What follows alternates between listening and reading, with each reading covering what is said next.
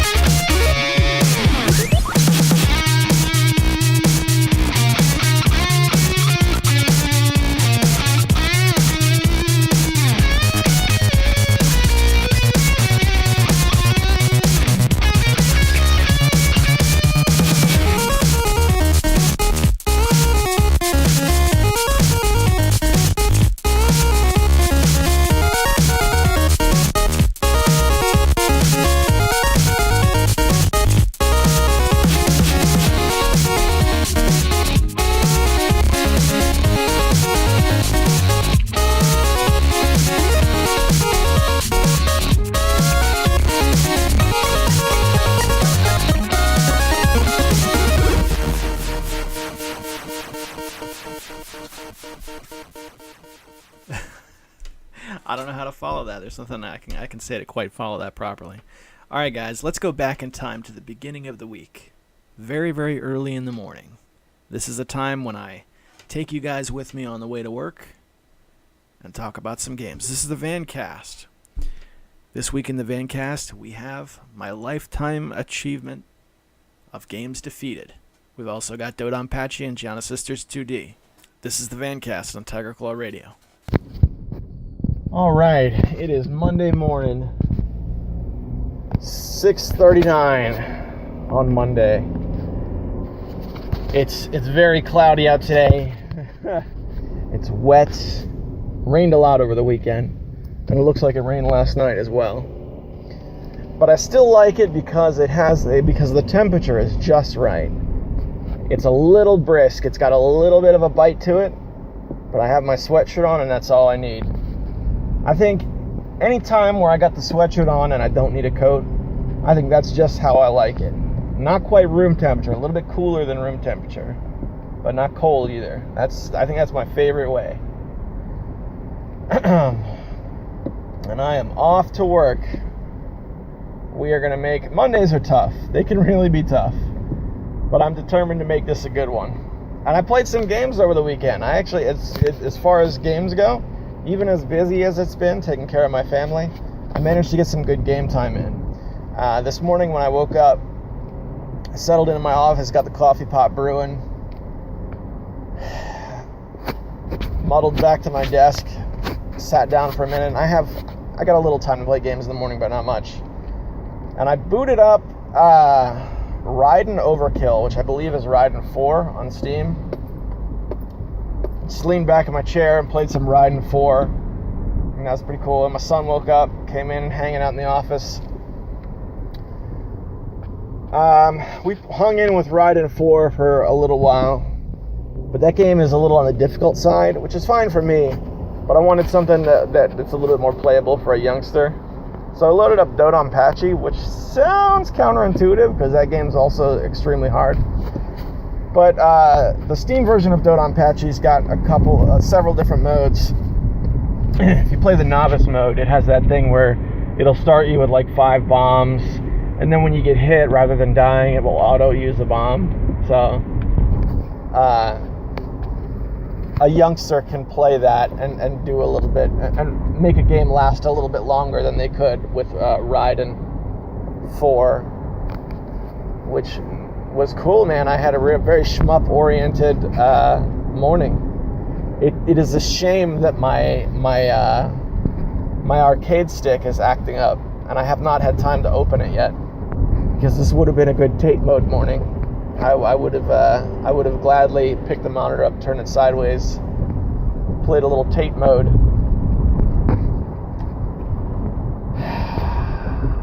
I had those games went down good, man. I played a couple more things over the weekend, but I think I just finished with Dodonpachi like maybe 10 minutes ago, so I have it fresh in my mind. I picked up a game called Ink, which was one I more got for my son, but one of those indie games. I'll put it this way. I picked up 3 games last night, and I played 2 of them. First game was Ink, which is a little side-scroller platformer. How do I describe Ink? Imagine Super Meat Boy, but every wall is invisible. So it's just the character and a bunch of invisible walls. And the idea is when you can do a double jump, and when you do that double jump, paint splatters everywhere, and the paint will then stick to the invisible walls so that you can see them. So it creates, that's clearly like one of these things where you see it in the trailer and you think whatever you think, but when you're actually playing it, it's just a gimmick, and then 5 minutes in, you kind of forget, and it ends up being a lot like other games. But it was a fun game. I dug it. My son really digs it. But we watched a Let's Play of that game like maybe a month ago or 2 months ago even, and at the time they were charging $10 for it, and over the weekend I nabbed it for 95 or 99 cents, and for that price, I gotta say I did all right. Good game. So that was one game. And then I also picked up a game, Gianna Sisters 2D. Gianna Sisters, the Commodore 64 knockoff of Mario Brothers. Where instead of going from big to small, you transfer back and forth between the two girls. 2D, which is weird because I think they're all played 2D, but I'm not sure about that. The one that's called Gianna Sisters 2D is specifically the one that was released on the Ouya. It's much more of like the original game with a modernized chipset, as opposed to like a 3D rendered version of a new game that uses that intellectual property. I had it on the Ouya where I think it cost like $2.99 or something, and then I got that also on sale for 95 or 99 cents or something, and that's what I had the most fun with. That one, I loaded it up to test run it to make sure it would work and see how joystick compatible it was, and right on the test boot, I dropped 45 minutes into it without blinking an eye. Now, 45 minutes into a game, you gotta understand the context. Me being a dad, and as crazy as things are right now, 45 minutes is a lot of time for me to put into a game in a single sitting. So, loving Gianna Sisters. It's a great game. A lot of content too, I would say. The levels are really simple and they're short, which I really appreciate. Something about side scrollers with really long levels is turning me off right now. I like the levels that you can just and then that's it, and they're done. Just a little kiss, and then they're out. Don't make me wander through a giant labyrinth unless it's like, I don't know, unless it's like a Metroidvania style game, as much as I hate that phrase. So that game's cool. What was the third game? Gianna Sisters and Ink. And then I also bought the Paradise Lost expansion for Postal 2. I had Postal 2 on Steam for quite a while, but the expansion by itself, so I guess you could say DLC instead of a game, I picked that up. Now, I didn't give it a serious playthrough, but I did load it up and test run it. Took a look at it, and it was cool, man. I dug it. Just the little bit I saw. We'll put it this way. I've played Postal 2 all the way through. And it was a game that I very much enjoyed. And test running Paradise Lost, just for the little bit that I did, kind of brought me back and made me want to play through it, because I enjoyed Postal 2 so much. Hang on a second. I gotta put the defroster on the windshield. Get immersed in defroster activation setting. Alright, how do I do this now? There we go. I think that did it. Yeah, now I can see. So I beat the initial... Oh, ooh, that's loud. Can I back that off a little bit? So I beat the initial campaign for Postal 2, but what I have not beaten is Apocalypse Weekend. I didn't play that all the way through.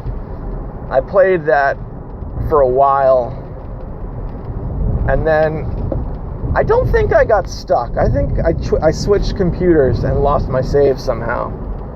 But that was a weird game, man. Postal 2 was identifiably as Postal, being able to walk around and make the decision whether you want to go ape and start shooting things or just be normal. I think that was a really cool aspect of Postal 2. Even the first game didn't have that. Everybody just started shooting right away. But Apocalypse Weekend was much more of a traditional shooter. Like there are enemies, they're already out to get you, and that's that. Another weird thing about Apocalypse Weekend, which I think is what it was called, right? They used the Gary Coleman sprite an awful lot in that, like a weird amount. Like you're supposed to be hallucinating and stuff, and you fight these weird Gary Coleman models that have no texture and stuff. It's very bizarre. Very bizarre. Describing it now kind of makes me want to play it again. But I remember that very much about Apocalypse Weekend, and I also remember this one scene where it's like a Chinese restaurant, and then all the doors close, and you're locked inside, and it becomes zombie invasion. Which was like, I remember that scene being really unexpected, and just the simple but jarring, like, shifting gears in tone, it really took with me, and I thought it was awesome.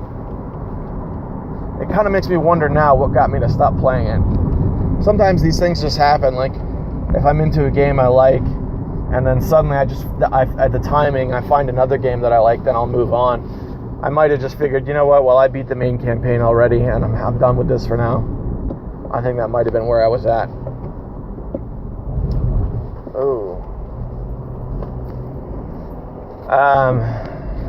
Also over the weekend, I uncovered a document that I used to maintain quite profusely. I was keeping video game data on my own. Now, I've talked about this on the air, but it's been a couple of years now. I always liked Steam's way of keeping track of time. It's always been something that I've used to manage how much or little I got out of a purchase. All right?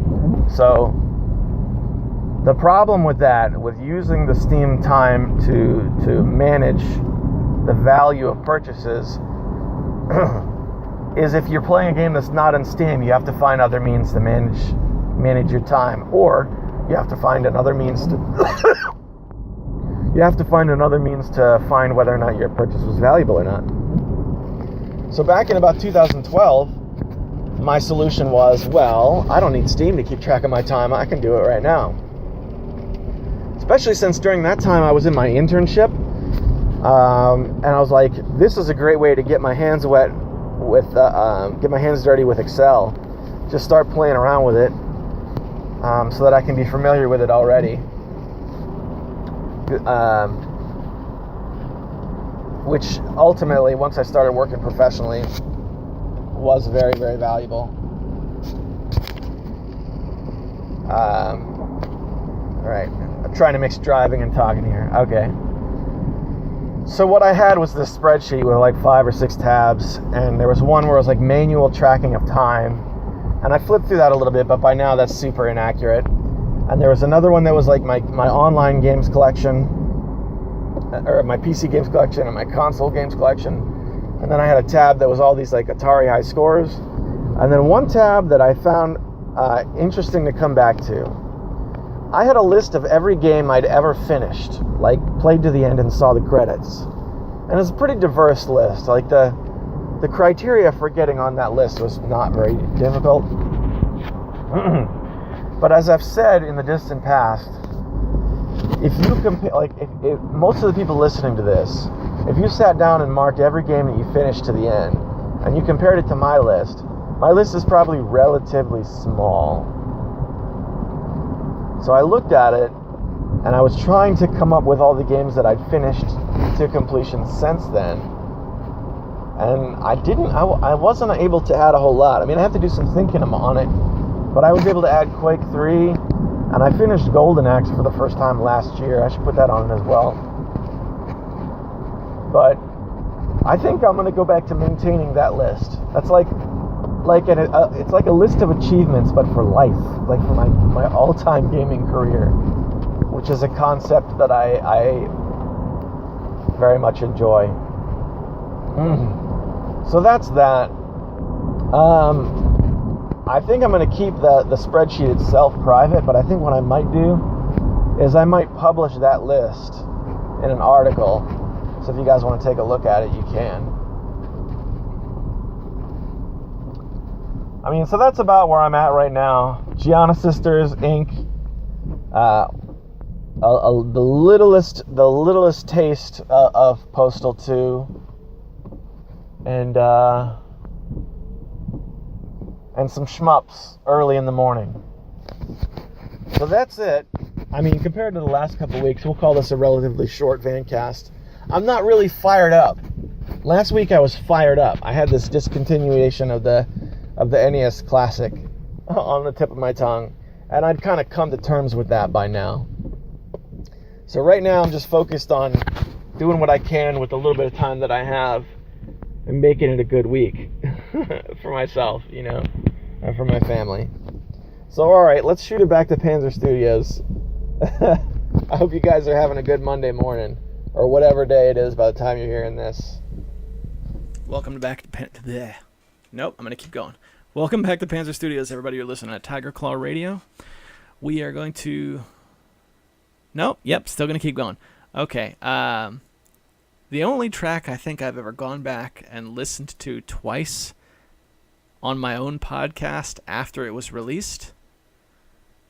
I want to make sure I get this right. This is from Diagamblic, and it's called Hey Justin, What's Up Man? Now, this one was not from chipmusic.org like most of our tunes are from.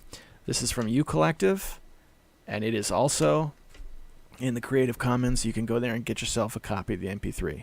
You guys are listening to Tiger Claw Radio.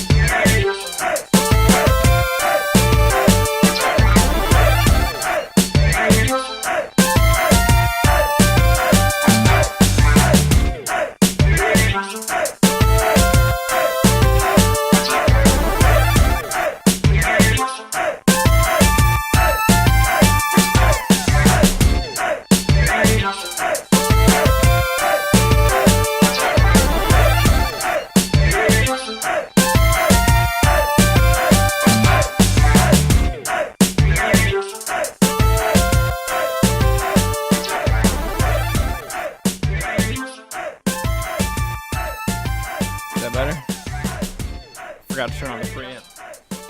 Oh man, I gotta admit, I do love that tune.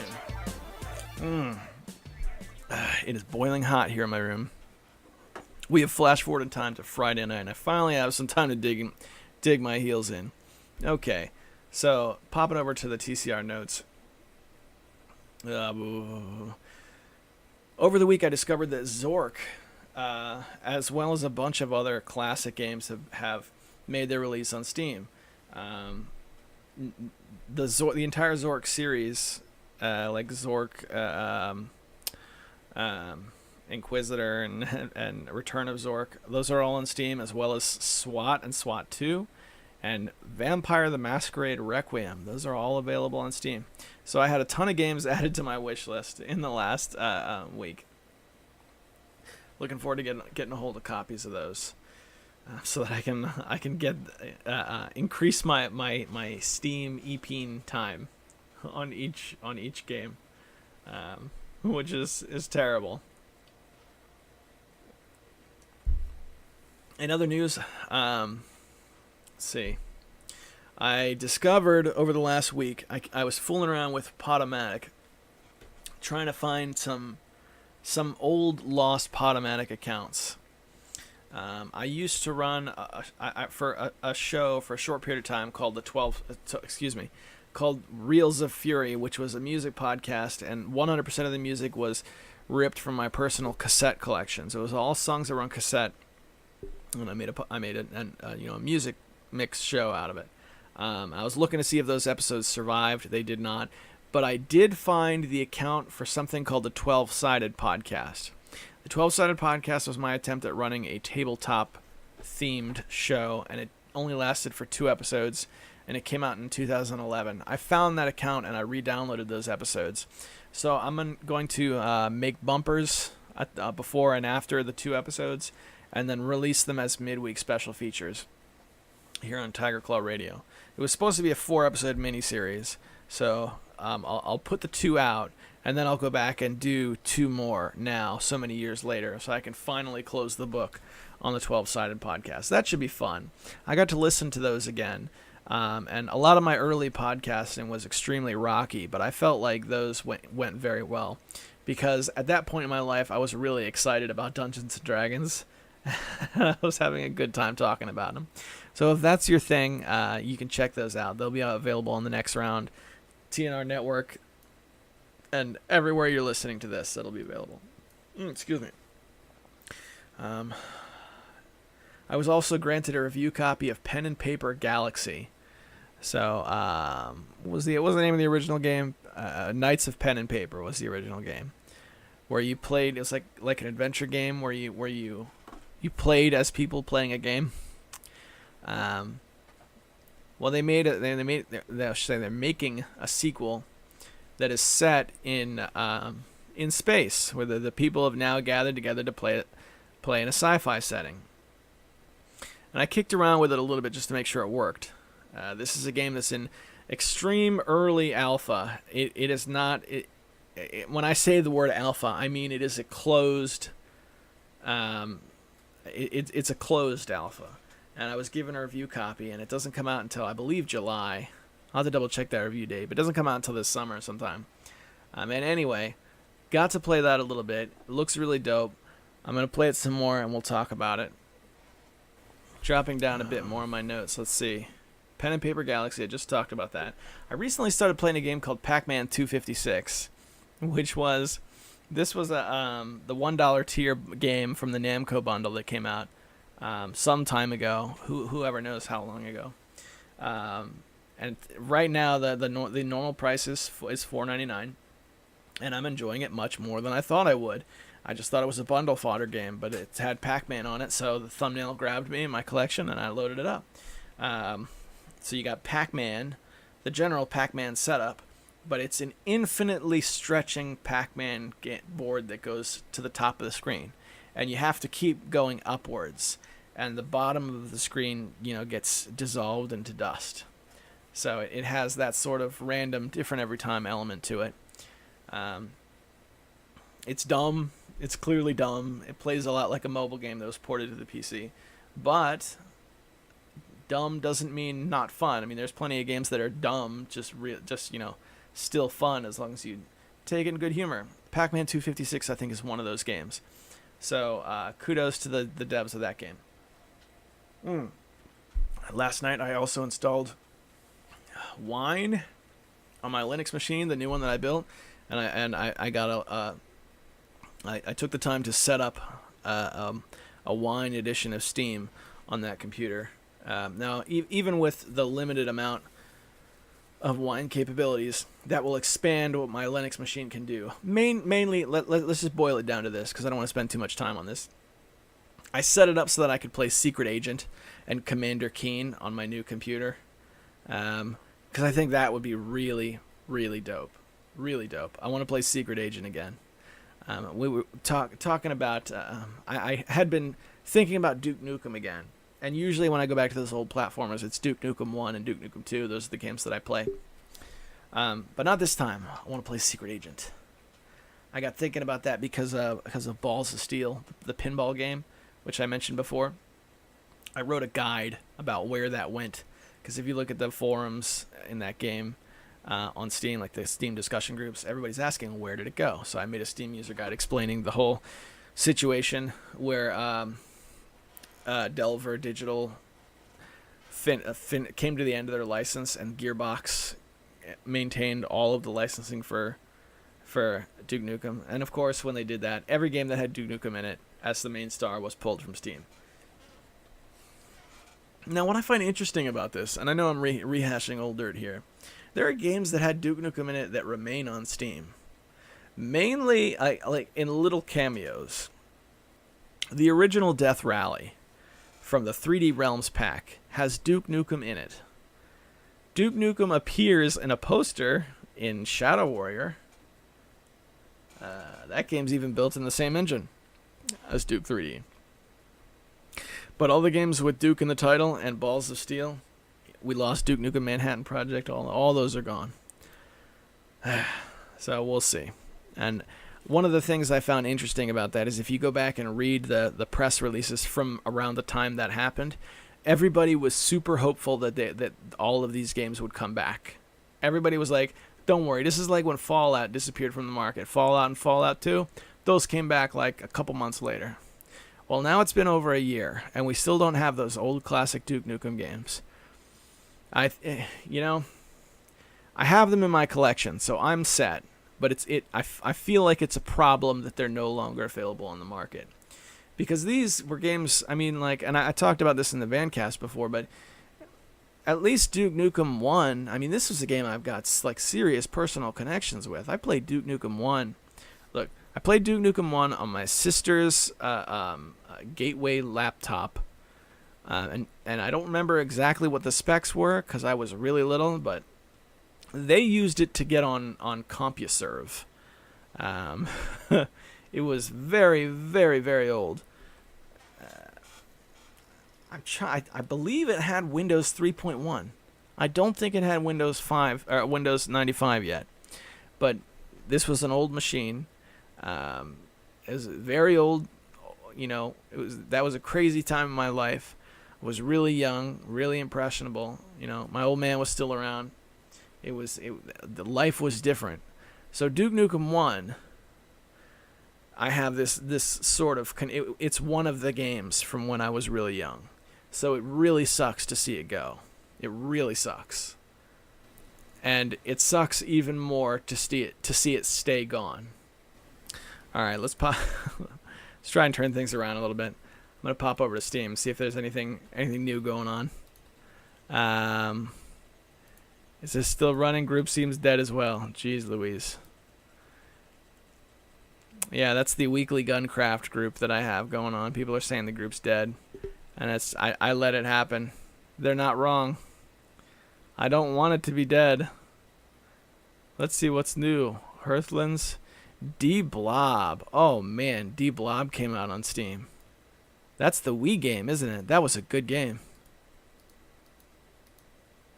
Yeah, D-Blob on the Wii had like a fun party mode where you were in like a big city and the whole city was white and it was like 4-player multi and you had to paint you had to run into things to paint them your color, and whoever owned the most of the city at the end, like, would win. Oh, yes, please. Add that to my wish list. That'll be a lot of fun. I got that. That was one of the precious few, like, really good experiences I had at GameStop. You don't really hear many stories like that. But I got that game for like $2 or $3 on the Wii. And I think if you really read into why that happened, it's kind of depressing, because I think it's just like they were dumping the Wii games. So they just let go. And that was one such game. But I did got a hold of it for cheap, and I had a lot of fun with it. And now it's on Steam, so I can pay again for a game I already own, which is my favorite way to buy games.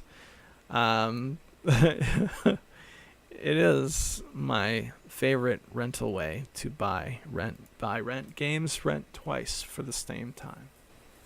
All right, again, still working towards a complete overhaul of my audio system here.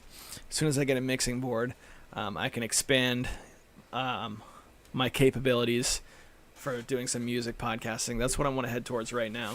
I have a chiptune party mixtape of some of the best chiptunes from chipmusic.org, and that's going to go up this week. I'm going to work with Kaiser, and we'll see if we can get it up. I'll probably put that up for the patrons on Monday, just because over on Patreon I have an easy time dropping the stuff there, whereas getting an archived copy where I don't have to worry about YouTube's flagging and destroying my nearly decade-old account. The safest way I can think to get that out is to have Kaiser try and get it on the Next Round network. So watch out for that. 30 minutes, pure electronic video game dance-a-tron action. It's pretty good. It's good enough that I made it myself, and I've listened to it several times on my own MP3 device. So let's take a second before I head over to the fail bag to thank the patrons. Over at patreon.com, these guys are getting the show early as soon as I get it finished. It's been Friday for most of this latest run, but I think this week it'll probably be Saturday. Special thanks to Hemrock, James, Kaiser, Sendu, Darabka, and Six Health of Fury. These guys are putting up a little bit of that green to help me get things together and get the show on the air. They're keeping the lights on. So I do them the courtesy of giving them the goodies, giving them the early access, the early editions. And I'm using the support to really drive things forward and get new equipment. So I can see things getting better. I'm looking around the room right now, and my office is really dirty from the work week. But I have somewhat nicer equipment. I would say the next thing I have to worry about is finding some way to keep the room very cool. Without, like, I have a mini fan behind me that's blowing, and I'm sure it's making all kinds of noise. But it's got to be like 80 degrees in this room. And this is a tiny little room. So I have to find some effective way to keep it cool that will interfere with the recording purposes as little as possible. That's probably going to be my next goal. But all right, boys and girls, let's get to that fail bag. This is the part of the show where I interact with you guys. This is a small show, right? It's just me and you here. If you're driving to work, if you're chilling out in your bed, if you're on the bus to and from school, this is just us, guys. If you want to interact anywhere where you got this, it's possible. The main method is through YouTube. The show goes up on the Next Round. I check that out as well. So any comments left on the Next Round or on TigerClawTV.com, all those places, I do check. So let's start with our old pal, the Gaming Beast, who does his multi-comment cast. Which I surely appreciate. He writes, "Great episode, broski, and thank you for the kind words, man. I think plug and plays are just a cheap cash-in, but maybe okay for kids or more casual fans, as you said. Nintendo needs to drop the gimmicks and just make a good console. Although I've heard the new Zelda is pretty neat. Although it just seems like Elder Scrolls Light with Link in it. Like you and I am more a PC exclusive fanboy. The only consoles I want to buy are older ones. The newer ones just seem like PCs to me. Also, more and more console games are getting PC boards, so there doesn't seem to be a good reason to get into consoles at this moment.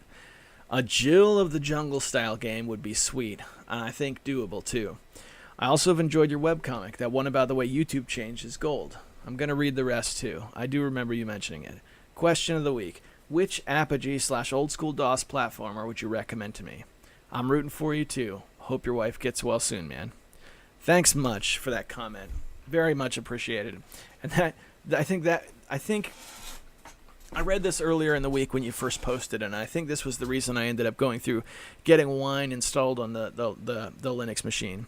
Because if I were to recommend an Apogee an Apogee platformer to you cold, it would be Jill of the Jungle, or like a PC platformer from that era.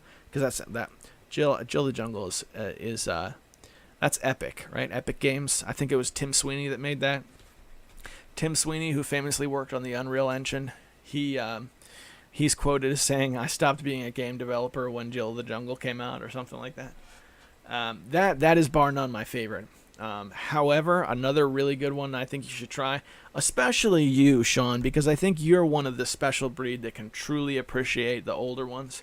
I would say Secret Agent if you haven't played it already. There's a game, Crystal Caves, which I think you're probably more familiar with, that uses the same character, just it has like a helmet on or something.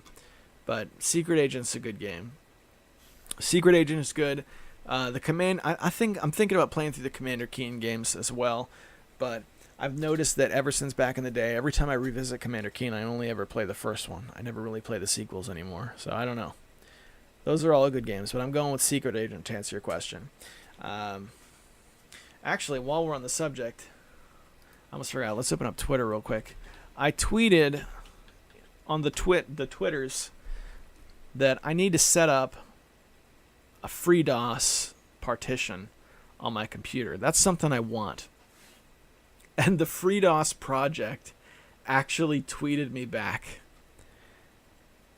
And they said, yeah, I tweeted, I need to figure out how to add a FreeDOS partition. And the FreeDOS project tweeted me back saying, if you aren't planning to run any other OSs on the same PC, then FreeDOS install CD can get you set up.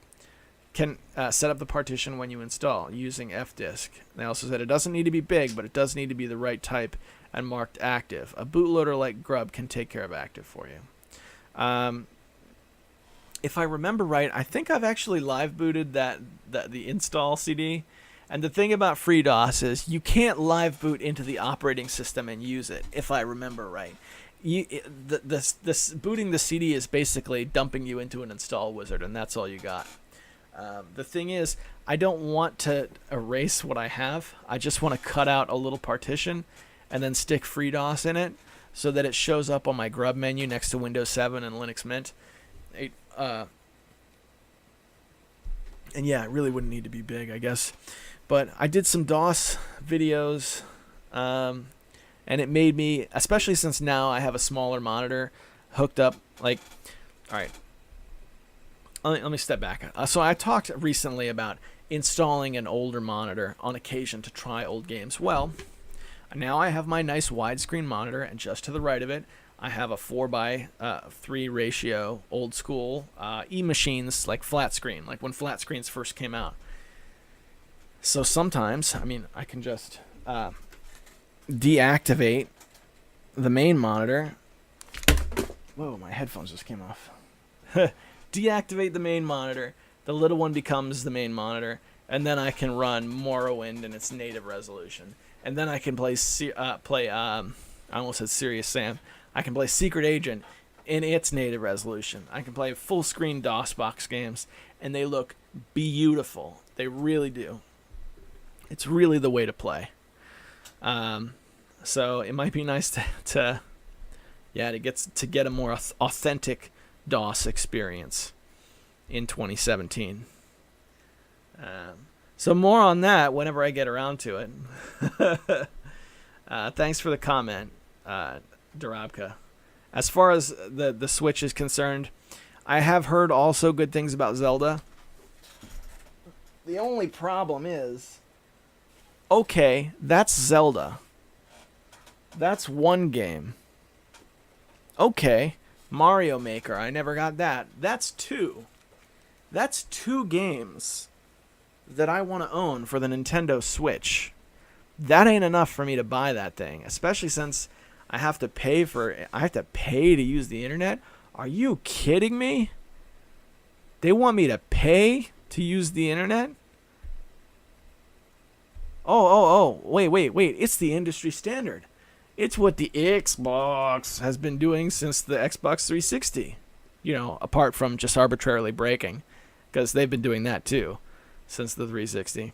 But yeah, Nintendo just decided, hey, everybody else is ripping you off and charging you twice for internet. We're going to do it too. Yeah, I get fired up when I think about the Switch and I think about how they charge.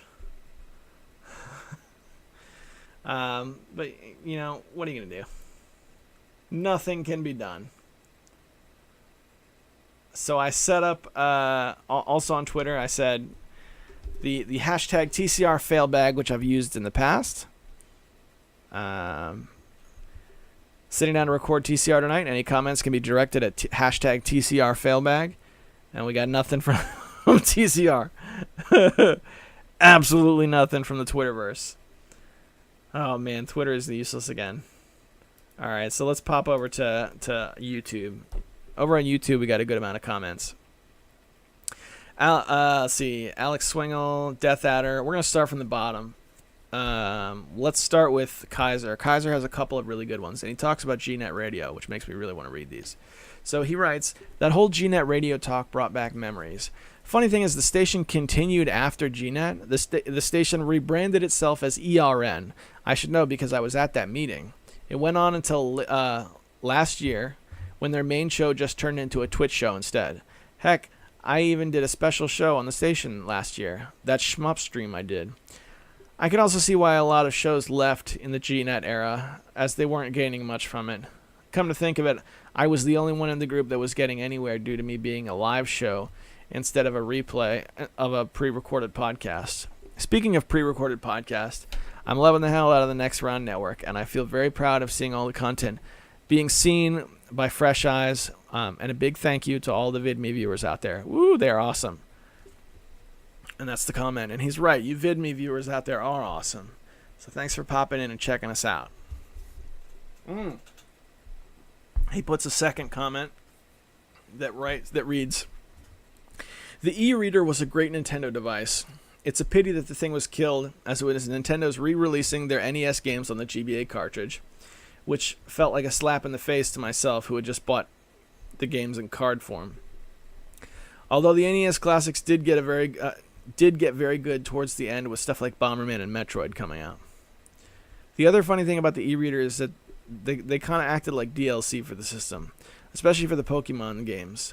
Pokemon had some expansion packs for the games that were only in e-card format, such as adding in more battles and unlocking bonus areas that you could catch more rare Pokemon. There were also some for Animal Crossing and a whole series called Mario Party E, where it used an actual board for players to play, but it needed the cards for the minigames, which was he writes very coon concept, which I think is funny, but I think he meant cool.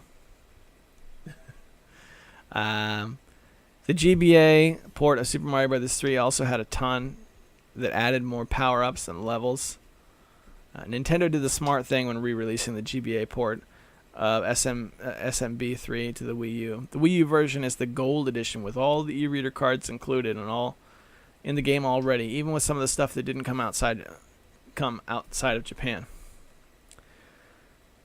Man, I wish I had an e-reader. It's one of those things I don't like talking about. I like talking about it, but it makes me regret. It fills me with regret that I missed the e-reader. Even if they used it for DLC, I think it would have been awesome to own one. To open one of those little packs, open a package of cards that had Excite Bike on it, and then you open it up and there's cards in it that you use to play Excite Bike. Man. All right. Thank you, Kaiser, for the comments, and thanks again for running the Next Round Network over on VidMe. I appreciate it. It helps TCR get out to more people. And it's helping our site the next round be more site-y. We are acquiring more internets with every passing minute, thanks to you and your hard work. Death Adder, YouTube Savior, writes, "Man, F Nintendo. F them in their stupid A's. I'm going to pre-order the Sonic Mania Collector's Edition just to spite them. Oh, it's currently unavailable too. Sticks samurai sword through stomach. In bold font." Thanks much, Death Adder. Good luck with your samurai sword penetration issues. Alex Swingle, for Warzone, number 1 for War. Oh man, I hit the show more link at the end of the comment to stretch it out to its full comment potential, and I was just staggered. Thank you, Swingle. Thank you for giving me enough fuel for the fire to burn this candle till the end. Get another sip of Coke and let's do this thing. Number 1 for Warzone 2100. I played the game every day for nearly 5 hours over the course of 2 months. Then I played it again for 2 weeks straight during winter vacation. Those times were before I played it on PC. The calculator tallies up the PS1 version at 370 hours. I know I no-lifed the game, but I can accept my time being off by up to 100. Basically, it was during my childhood depression where I'd get home, play until dinner, and leave it paused, and continue playing until bedtime. F grades was my thought back then. D's and F's are what I got that semester. Anyways, it helps the missions last around an hour or 2 per mission, and a lot of those hours was me failing hardcore. I restarted the campaign twice because there's a level before the next selection of the campaign that if you don't prepare, you get wrecked. You get wrecked. That was another reason I liked the game. The previous effort wasn't erased from most of the levels. It just, all that happens is the mission landscape expands. So to summarize, yes, I think I played more than 200. Number 2, in regards to the hypothetical fighting game where all the characters are the same except for their costume, it would work, but as I learned over the years for fighting games, the thrill of competition is the fact that you can have an edge by way of in-game cheating. If everyone had the exact same character, you would have to get good to compete. And that kills a lot of the fun factor for many players. To summarize, I'd like it, but not for long, and many wouldn't either. It's a conceit for most fighting games, and I'm fine with not playing fighting games that rely on that conceit. There have been games that tried using the concept of characters being exactly the same, but at the moment, I can't remember the names of those. Pretty much age 10 to 14 is a blur.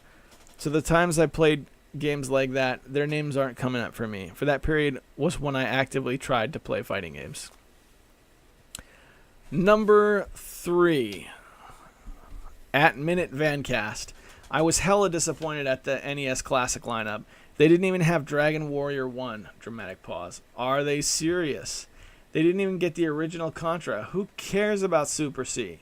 Don't get me wrong, the 30 games selected does have some core games that made the NES famous, but a few icons were missing, and it didn't make much sense as to why.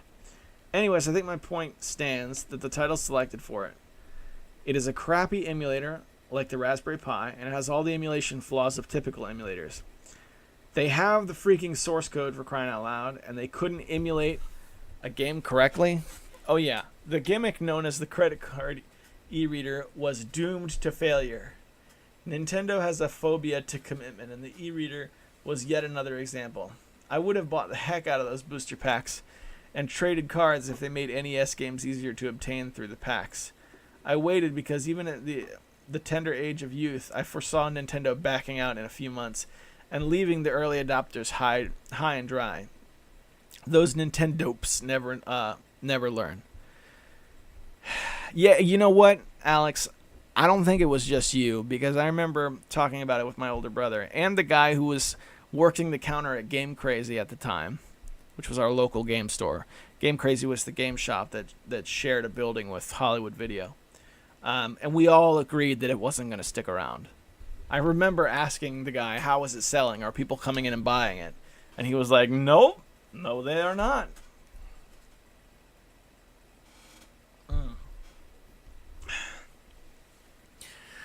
I'm going to take a guess at something. If I remember right, aren't video games programmed in 6508 assembly language? That's assembly. Assembly is hard to program. Programmers these days, you know, people who can get by professionally on like Java or Python or something, those guys couldn't touch 6508. Not even close.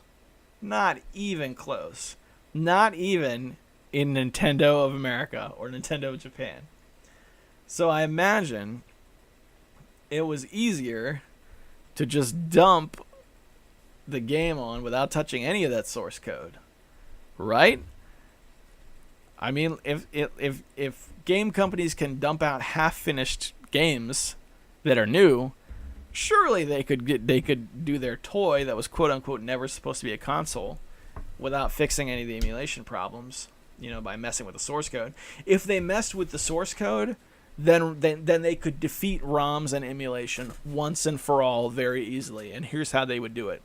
All they would have to do is release the NES library game by game, one at a time over the span of several, years, one at a time every couple of weeks, and every time they released a game, it would be different than it used to be. Think about it. Very, very close. Almost exactly the same. Just imagine ice hockey, right? Ice hockey, a classic sports game on the NES that was great. It was a lot of fun. It was arcadey, and it was before sports games really became the bargain bin sports games that they became in recent years. Imagine that game with just having an extra options menu. What's in the options menu? Not a whole heck of a lot. A little bit of this, a little bit of that, a sound test, maybe a couple of speed controls, some things you could have the interns program. Bam, you got Ice Hockey Deluxe Edition. Not even Deluxe Edition, Ice Hockey Plus. Ice Hockey VC Edition, something like that. You could have the interns put it together just at minimalistic, just enough so that what you're playing when you play that game is more than the ROM. So you have John Q. Public at home. They go to a ROM site. They download Ice Hockey, right? And when they play it, they have the realization that there is something that they are not getting. Now, I know what you're thinking. The downside is, well, if you get Ice Hockey Plus, say you don't want that. Say you actually want to buy the game and you want to play the game you remembered as a kid. Great. One of the, there should be a menu switch to boot the original version. I mean, these games are just a handful of kilobytes apiece. They could do this very, very easily, right? And they would just have to, nut up and do one for every game they had the rights to. We'd have to see Urban Champion. We'd have to see, Nuts and Milk or whatever. They'd have to. That's the only possible scenario at this moment I could see them acknowledging that Star Tropics existed. But they could do it, man. That's how they could stamp out ROMs. I think we're almost done with the fail bag. Got a couple of back posts. Sean posted on the episode 180. Oh yeah, we got Dumaze too. He did some stuff. I reposted this since I only posted this on Patreon, but I think you were talking about Icewind Dale. Yeah, I'll play them. I still need to finish BG2, Baldur's Gate 2, but I don't need the enhanced editions yet. I'm not sure if I said this, but I do prefer Quake 1 over Quake 2. The Lovecraftian elements are cool too, but the mods were great. There was an X-Men mod out there that was even sold. I remember those CDs. I had one for Red Alert 1. Good times. I'd mess around with the units with the INI file on there. I remember that the demo CDs, not so much discs. I do remember copying games and stuff to them. Good times indeed.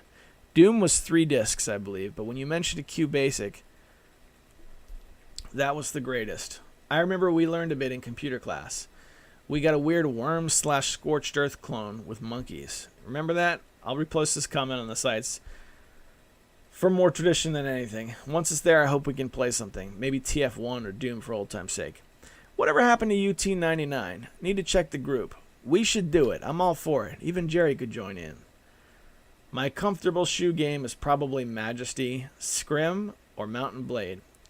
Or something that's turn-based like XCOM. Thanks for making these podcasts, and peace, man. Yeah, X-Men. I never played that X-Men mod. And somebody else mentioned that, I think, recently as well.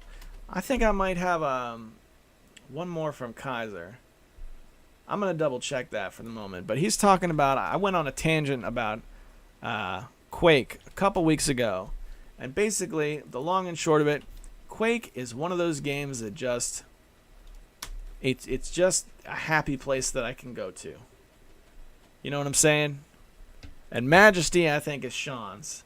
Because Sean and I played Majesty multiplayer. We downloaded a program called Game Ranger, and it enabled us to play it. And he just kicked the tar out of me. It was like, are we even playing a video game? Because this feels more like a beatdown. My apologies to Kaiser. I know you wrote another email somewhere, but I can't dig it up. I don't know where it is.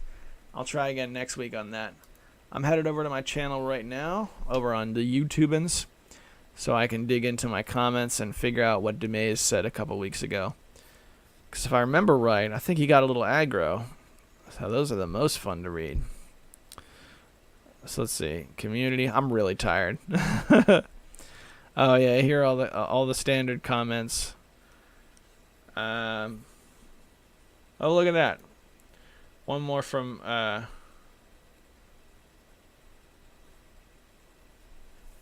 comment on my Five Nights at Freddy's video. Hi, Tiger Claw TV.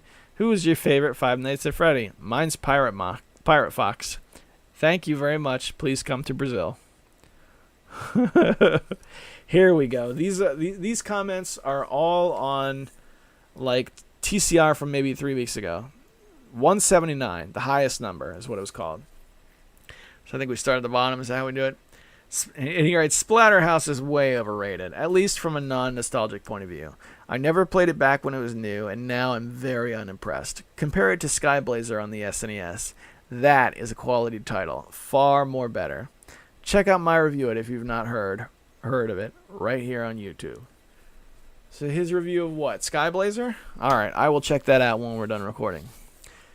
He goes on to write, if you're accurate here... okay, this is now on my Sega Genesis thing. If you're accurate here, but this is total shit the way they do this.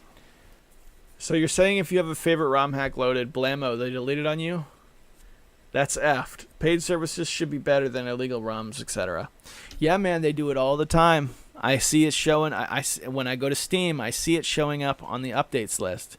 This game requires an update, and that update is 0 kilobytes. That means something's being removed.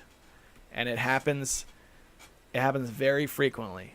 That game's workshop is a revolving door. Which is part of the reason I wanted to make that video, because I wanted that Puyo Puyo thing, along with pretty much I just wanted the Puyo Puyo thing to show up. You know, some video evidence that it existed. As I was kind of under the impression that workshop would get shut down fairly quickly. I'm surprised it's still around, even as a revolving door. But I digress. Let's move on. Demayes also writes, if you're going to play a pirated version of Splatterhouse, why purchase an overpriced, worthless bootleg repro when you can just you can just load an SD card? I know you know they existed, and I'm not suggesting I'm telling you anything new. But for worthless, pirated repros, it's just a huge waste of money, in my opinion. I get the same real hardware experience with a flash card, and I only have to buy once. I can think of only one exception to this, and the game in question will not work on your flash card of choice. For example, Star Ocean only works on SD2 SNES and none else. I'm not that much into real hardware anymore to justify buying a flash card. Okay, Demayes, let me ask you this. How much is a solid flash card for a Sega Genesis? Is it a lot? Is it $50? Is it $100? I remember the EverDrives being quite a lot of money.